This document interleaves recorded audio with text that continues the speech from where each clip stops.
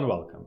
In this video, we will conclude a mini-series on transportation management module inside Dynamics 365 for finance and supply chain by talking about carrier invoice reconciliation.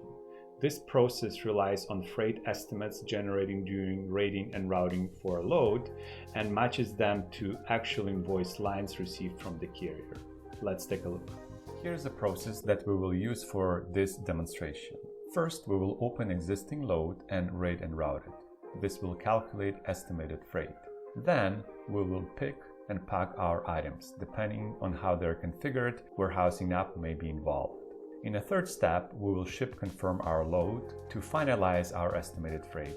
In the fourth step, we will generate carrier invoice as if we received it from our carrier. In step number 5, we will try to run multiple routines to match invoice lines to the freight estimates that we have generated at step number 3. In step number 6, we will approve carrier invoice, which will generate accounts payable or vendor invoice journal. Then we will review that invoice journal in the last step and post it to prep it for payment. So let's open an existing load, navigate to transportation, our loads. The load that we will be working with is 257 right there. In the first step, we will rate and route it. Navigate to Transportation tab, click on Rate Route Workbench. In here we have all the criteria entered or copied from the load, and we will click on Rate Shop. Right now we have one qualifying result, and that is for Northwind truck carrier, and the total estimate is $250. We can unhide the exceptions, and we see there are many more other carriers, but for some reason or another they are not qualified to deliver that load. Let's check the hide exceptions again. We'll scroll down under the segment section, click on View Details. In here we will see that this $250 estimate consists of two lines, $200 for the freight itself, and then the second line is for the tarping accessorial charge, $50. Now, if we're happy with that result, we will click on Assign, and that will create a route. Let's go back to the load. If we look at the header, we see that route number 106 was generated and assigned with Northwind truck carrier service. In the next step, you would usually pick and pack the items to be shipped. If you're using advanced warehousing items, then you would need to complete those picking and packing steps using warehousing application. In our case, I have not used the warehousing items, but I wanted to make sure that the items are configured to be used in transportation. So let me show you the item itself. In here, you may notice that the storage dimension group is not activated for advanced warehousing processes. But if we scroll down to transportation area, we see that we set this use transportation management processes flag to yes. This would allow us to use this item in loads. Because this is not advanced warehousing item, as soon as we have assigned the route to the load status has changed to loaded. But if you are using advanced warehousing items, you would need to complete picking, staging, packing in order for that status to be updated to loaded. In the next step, we will navigate to Ship and Receive and click on Confirm Outbound Shipment. If you did not pick and pack for advanced warehousing items, you will get an error here because I'm not using advanced warehousing items. The status of the load has changed to shipped. Please keep in mind that this step can be reversed by clicking on Reverse Shipment Confirmation. If we do so, you see that the status changed back to loaded. And now we can click on Confirm Outbound Shipment again. Also note that this step does not post sales order packing slip, neither does it post product receipt if the load is for a purchase order. This step is independent of it, so after you picked it, you may choose to post the packing slip from this form right here, or navigating to a sales order form and posting it from there. But confirming the outbound shipment of the load will not automatically generate either the packing slip or the product receipt for the corresponding order. What it will generate though is something that is called freight bill details. So let's navigate to transportation, freight bill details right there. And you see here there are two freight bill details that were generated. One is for the invoice line type freight, and it's at $200. And the second one is the accessorial charge of tarping right there, and that's at $50. So you may notice that these freight bills represent the estimated freight that we have reviewed when we were rating and routing our load.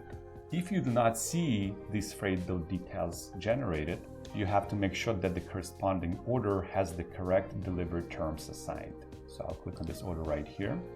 navigate to delivery on my only sales order line, and you can see that delivered terms is FOB. If I click on it, you see that add transportation charges is set to yes. So if you do not see the freight bills generated when you ship confirm the load, A, make sure that the delivered terms are assigned, and B, make sure the delivered terms have this checkbox set to yes. Let's go back to our load. Now we need to generate carrier invoice. So we wait a day, a week, a month for the carrier to actually invoice us. And once that invoice comes in, we are now going to generate the carrier invoice. Please note this is not an accounts payable or vendor invoice yet. This is just a structure within transportation management module. The easiest way to generate carrier invoice is by copying the freight bills. Remember, the freight bills are those freight estimates that we have generated when we ship confirm the load. So I'll click on freight bill details right there. Here are the two that I have. And here I'll click on generate freight bill invoice. In here I would need to assign carrier invoice number. So let's use 001 and click on OK. System copying information from our freight bills and populating the carrier invoice for us. So this invoice is now ready to be worked on. Of course, the happy path scenario, everything is matches and we don't have to modify anything.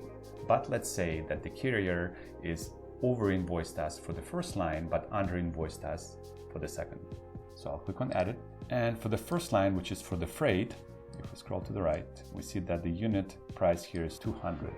Let me change it to $240 instead.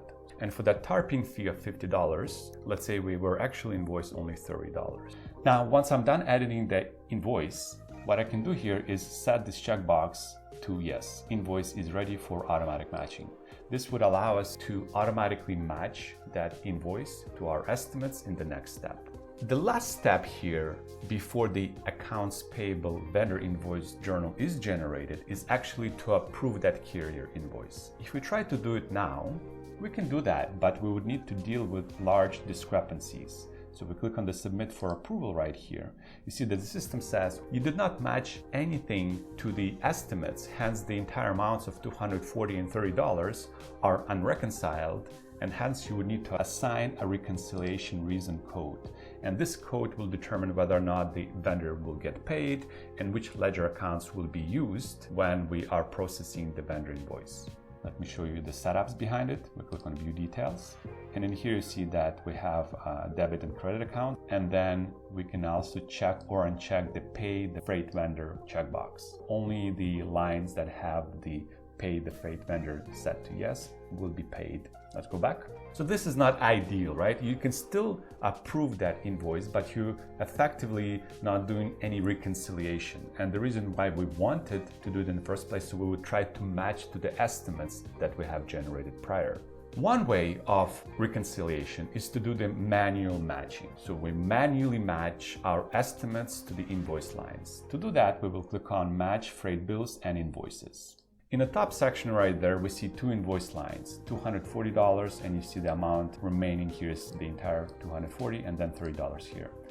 On the bottom section here, we see unmatched freight bills. Remember, freight bills are those estimates that we have generated, and these are not matched to any invoice lines yet.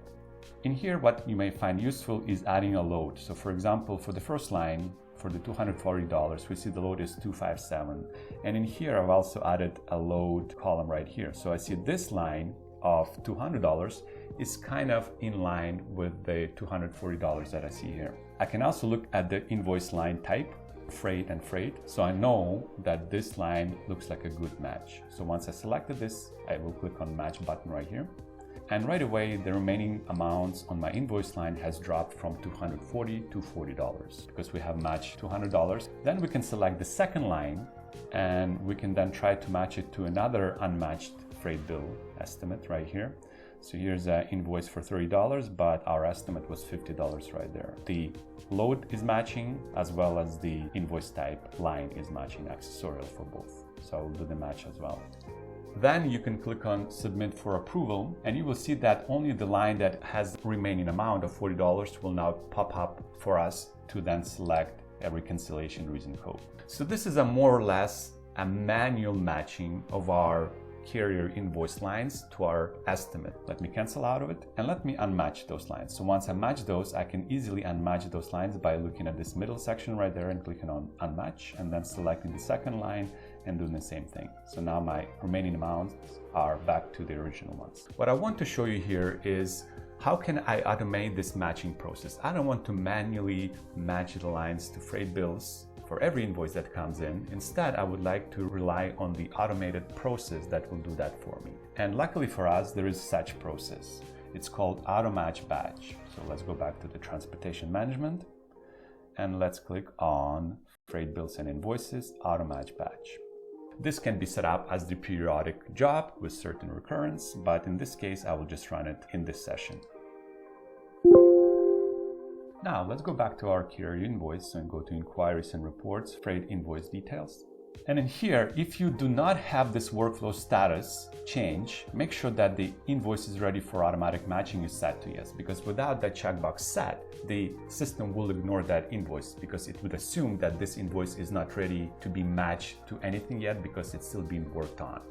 And now we see that the pending review status have been assigned to the invoice header. And then we look at the two lines here, they have the same pending review status. That means that the system could not automatically approve these invoices. And the reason here is of course the difference, but that's where I will show you where this difference is defined.